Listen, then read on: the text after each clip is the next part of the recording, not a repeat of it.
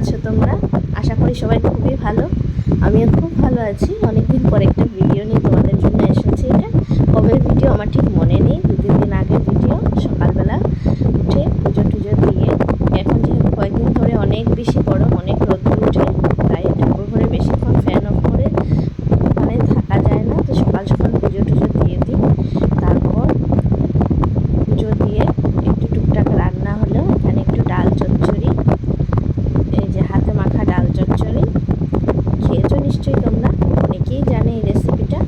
তাও যদি লাগে রেসিপিটা অবশ্যই কমেন্ট করবে, আমি রেসিপিটা একদিন দেখিয়ে দেবো ভিডিওতে।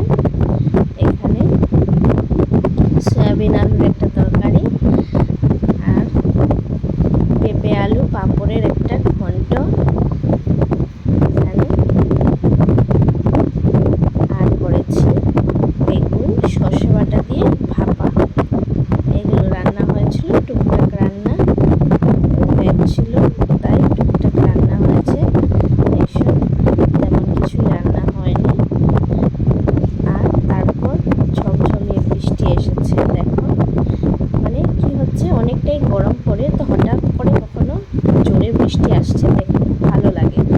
তো যেহেতু বৃষ্টি আমি খুব বেশি ভালোবাসি, তো যখনই বৃষ্টি আসে আমি ভিডিও করি, আর বাইরে বসে ঠান্ডা হাওয়া বৃষ্টি এসব উপভোগ করি।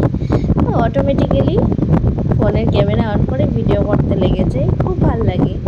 তো বৃষ্টিটাকে এনজয় করছিলাম বাইরে বসে, ছোট একটা ভিডিও বানিয়েছি। তারপর সন্ধ্যাবেলা একটু ক্রিকেট দেখছিলাম, আমরা যেহেতু ক্রিকেট দেখি সবাই খুব ভালোবাসি।